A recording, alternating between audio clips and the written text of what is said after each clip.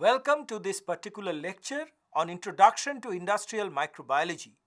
In this particular lecture, I shall be discussing the different aspects of industrial microbiology.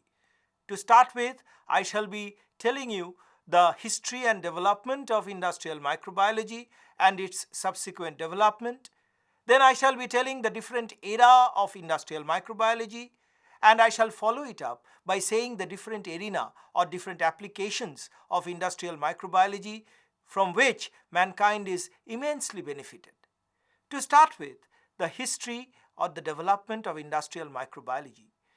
Actually, the history no one never knows really when this industrial process of microbiology started. Because people started drinking long time back in ancient Egyptian as well as Roman Empire.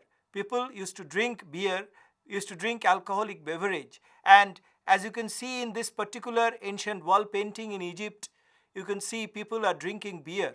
Similarly, in the historical monument in Greece, people actually used big earthen containers, and these containers used to carry wine, in which the wine was actually preserved for a long period. So this was actual industrial microbiology starting with fermentation. Subsequently, the history of bread also is very old. This typical leavened bread that was actually done by yeast, and this texture was due to the liberation of carbon dioxide. The technique of bread production is also very old, and nobody really don't know that when this particular technique started. Accordingly, people started growing yeast. So the basic fermentation activity of yeast and its development is very important in the production of alcohol or different alcoholic beverage and as well as different bakery product. Accordingly, yeast being the starter culture, it was maintained in different forms. It can be liquid, or it can be made into block, or it can be granulated yeast. And specifically, this type of commercial granulated yeast is very commonly grown in industry and is sold in packets and can be used in domestic purpose. Next, another very important activity is the separation of fiber by microbial enzyme, as this is a typical stem of flax in which this flax stem contains the secondary phloem fibers. These secondary phloem fibers are attached to the main stem with the help of pectin. So it is the microbe which actually produces the pectolytic enzyme, and this particular microbe is actually called the Clostridium bejerrenki, or there are other species of Clostridium which produces pectolytic enzyme, and the process is called retting. And you can see in this particular scanning electron microscope how this particular bacteria, which is rod-shaped structure, is separating the flax fibers from the main stem. And it is followed up by the production of different organic acid. One such acid is the vinegar. And in fact, the production of vinegar is primarily a two-stage fermentation. Stage 1 is production of alcohol from sugar, and stage 2 is production of organic acid using the wood shaving in which the starter culture of this particular Clostridium was added. And this particular end product is the acetic acid from which vinegar is produced. So this is the bacteria which is the Clostridium acetobutyricum producing the acetic acid of commercial importance. Another very important activity is the production of different alcoholic beverage. Presently we are using different steel fermenter, as you can see here. And this is the process of beer production, which include milling, then mushing, then lautering, then boiling, and then whirlpool, and after that the fermentation, and then maturation, and finally the end product. So basically the production of beer is a very age-old technique. Of course, with time it has developed and has been mechanized. The production of yogurt is a very important phenomenon, and it is also very old technique in which the raw milk, it was actually pasteurized so that the vegetative cells of bacteria are removed, and then the starter culture, that is the yeast or any other bacteria which is going to modify or change or ferment the milk to yogurt, is added, and the raw yogurt is produced, and then it was packaged and it was processed, and sometimes there may be different flavors added to this particular yogurt to make it economically viable. So basically these are certain products which people have been using. But now let me be a little more structured, in which I will be showing the different era or different phases of industrial microbiology. The phase 1, I have actually made it up till 1900. We can call it the fermentation era, when different fermented end products were produced. Phase 2 is between 1900 to 1940, which is the era of antibiotic, because the microbes produce the antibiotics. Phase 3 is between 1940 to 1964, which is the production of single cell protein. Phase 4 is between 1964 to 1979, which is the production of different secondary metabolite of economic importance. But from 1979 onwards, it is actually the era of biotechnology. That means the products are produced by biotechnologically modified organisms. So, to start with, the fermentation era, originally people like Liebig, people like Berzelius, they considered fermentation as a chemical process, quite naturally, because they were pure chemists. But it was Charles de la Tour who actually said that it is not purely a chemical process, but actually it is a biological process where fermentation is the most important process. Subsequently, the discovery of Louis Pasteur between the period of 1857 and for next decade, that is 1867, he made a series of experiments. But the key discovery of Louis Pasteur was that the microorganisms are capable of producing different fermented product, which may include the propionibacteria producing propionic acid, E. coli producing the butanediol, or it is also producing the acetic acid. Similarly, yeast can produce ethanol, and similarly the Clostridium can produce the acetate, acetone, propanol and butanol. So what we can see here, that the basic product of these microorganisms is actually their respiration, which is the pyruvic acid, following normal respiratory pathway. But from this particular pyruvic acid, different types of end products are produced due to different types of fermentation activity of these bacteria and unicellular microbes. So naturally, fermentation actually is brought about by biological organisms. But in this particular fermentation vessel, as shown by Pasteur, the swan neck is very important. He wanted to show that the microbes which are present in the air can easily grow and contaminate the media in which the fermentation will be carried out. By simply bending the neck of this particular retort, you can reduce the surface contamination and thereby make the fermentation more stable. And in fact, this particular application was very useful in preventing the contamination of wine mixture or wine sample in France. Coming to the next era, which is the era of antibiotic, and these are the key players: Alexander Fleming, Ernst Chain and Howard Florey. They discovered penicillin from Penicillium notatum, and what is important, that this particular purification of this drug and production is carried out industrially with a particular process called the staged fermentation, or you can call it the batch fermentation or batch fermenter reactor. In this particular antibiotic production, the batch fermentation means that the starter culture are not added at a time. So the fermentation is carried out for a longer period, and ultimately the end product is coming out and it is purified and sold in the market. So production of antibiotic is the era. Coming to the next important era, which is the production of single cell protein. It started with the discovery of a blue-green algae, filamentous blue-green algal filament, which is spirulina. This spirulina actually is very much enriched in protein, and it also contains vitamin. But what is important, this simple rod-shaped bacteria, which is the Methylophilus methylotrophus, it is producing single cell protein for a prolonged period. So this particular single cell protein can be of tremendous importance, particularly in a country which is suffering from malnourishment.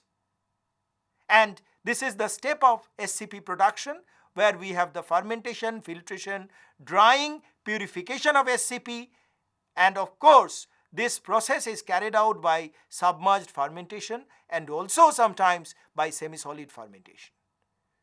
But rather this product is relatively easy.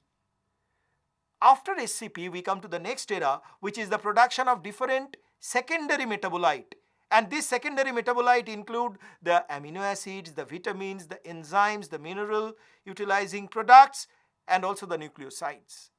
One such important is the production of enzyme, and after that particular enzyme is produced, there are techniques developed by which the enzyme can be encapsulated, and we call it the technique for immobilizing the enzyme. Similarly, production of a polysaccharide outside the bacterial cell in the form of dextran can be used in the production of synthetic cellulose. Coming to the next important product, which of course now is under biotechnological era, is the hemopoietin.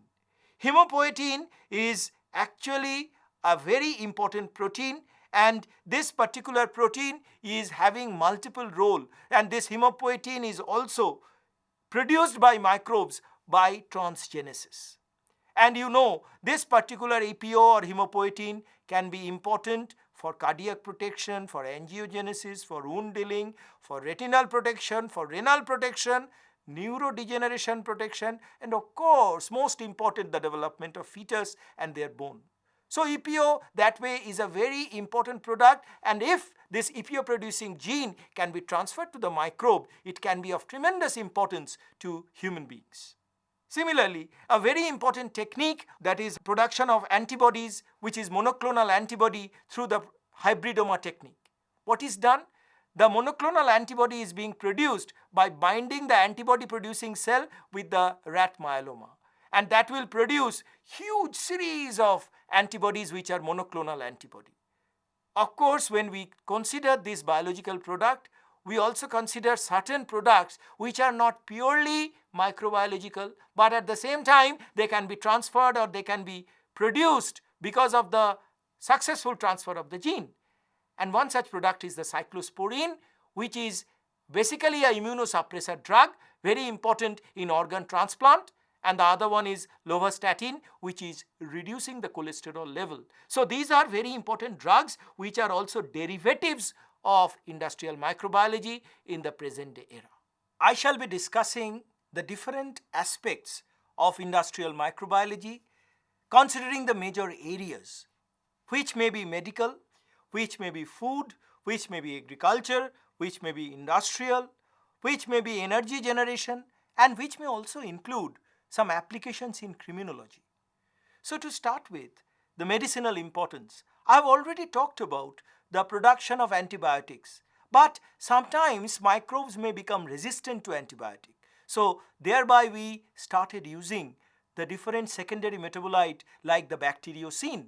And this bacteriocin can be of three different classes. The class 1, which is nisin, and this nisin is actually blocking the peptidoglycan byproduct or the peptidoglycan transfer, and thereby the bacterial cell wall is inhibited. Similarly, there may be the class 2, which is the sarcosine, which is causing the membrane depolarization, and there may be the class 3, which is the lysostaphin, which is also causing membrane degradation. So where the antibiotics are not working, these bacteriocins can be of tremendous importance, which are of course generated from bacteria. Another very important application is the production of different secondary metabolite like the insulin production.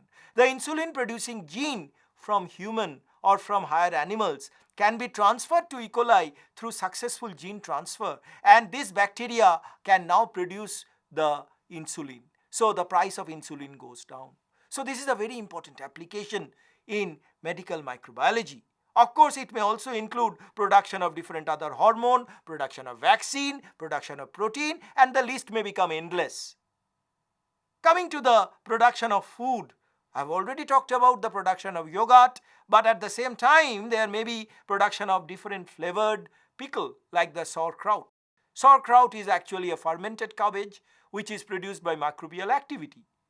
At the same time, there may be production of ascorbic acid, and this ascorbic acid is due to the fermentation of glucose to sorbitol, then to sorbose, and finally to gluconic acid, and then to ascorbic acid.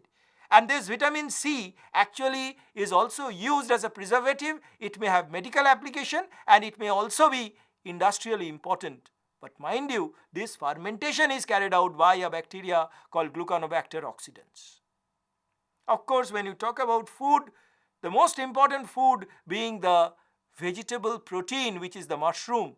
The production of button mushroom, the production of oyster mushroom globally is a big industry, which is not only for the purpose of producing protein, but at the also same time it is producing antioxidant and is a very good source of diet or energy to the ailing patients. Coming to the agricultural applications, agriculture actually has two major applications. One is the production of biofertilizer, and these biofertilizers can be of different types. It can include the nitrogen fixer in the form of bacteria like Rhizobium azotobacter. It can be cyanobacteria like Anabaena nostoc, or it can be azolla, which is endophytic, which is also having the blue-green algae. At the same time, it can be phosphate solubilizers, it can be vesicular arbuscular mycorrhiza, which can be plant growth promoting rhizobacteria, it can be sulfur solubilizing, and the list is really endless. So biofertilizers basically help in increasing the soil fertility without causing any chemical damage to the soil. At the same time, we can actually produce transgenic plant having resistant gene from bacteria, and thereby this particular resistant gene will make them naturally resistant against insect pathogen. We can also apply different microbes like this one, the baculovirus, which is a typically budded or occluded virus, and it will produce an occlusion body which is actually killing different insect pests. So basically this is a typical example of a biopesticide. And there may be other forms of biopesticide which is also very important, like the Bacillus thuringiensis, like the Beauveria fungus, which is preventing or killing the Lepidoptera insects. Coming to the industrial product, it includes the different enzymes. Most important enzyme being the cellulose degrading enzymes, which can be exoglucanase or beta-glucosidase, which can be endoglucanase or endo-beta-glucanase, and it can also be the cellobiohydrolase. What is the end product? The end product ultimately will produce cellobiose, and ultimately you can get glucose. So basically cellulose, which is not commercially being used to a greater extent, can generate sugar of tremendous commercial importance, because this sugar can be the source of different fermented end product including alcohol. It can also produce, the bacteria can produce different carbohydrates like the xanthan, which is used in salad dressing, and it can also be a source of potential polysaccharide. The stages of alcohol fermentation, which is a very important industrial product. Basically, it is conversion of glucose to pyruvic acid to acetaldehyde, and finally to ethanol. This entire fermentation process is not only carried out by yeast, but also by different types of bacteria and molds. A very important product coming under biotechnology is the production of golden rice. Now basically the production of golden rice is actually the production of beta carotene. This beta carotene is a precursor of vitamin A. It is starting from the geranyl pyrophosphate, from which the thioin 2 pyrophosphate is produced, which is producing the zeta carotene, finally getting into lycopene, which is also a very important antioxidant, and finally it will produce the beta and alpha carotene. So this beta carotene producing gene, when it is transferred from a particular yeast or daffodil into rice, and expression will produce this golden colored rice, which is actually preventing night blindness in young children in a developing country like India. Production of biofuel.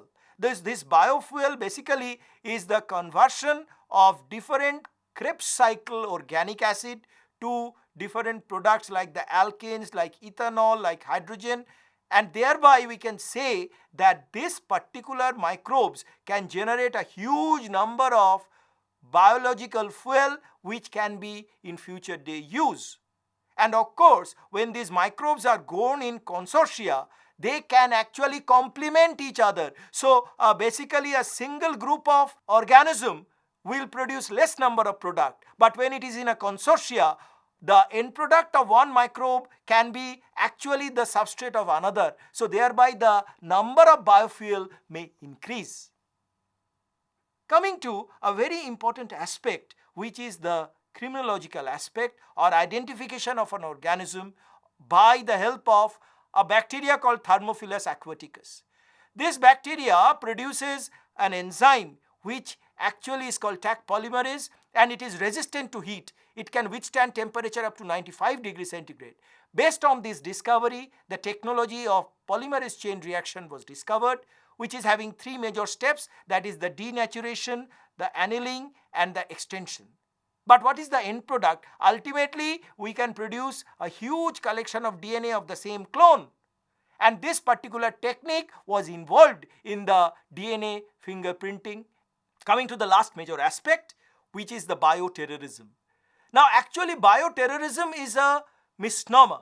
It is the use of biological organism in different activities. One such activity is causing widespread disease. So this particular bacteria of Bacillus anthracis, which is a dreadful bacteria because it causes the disease of anthrax.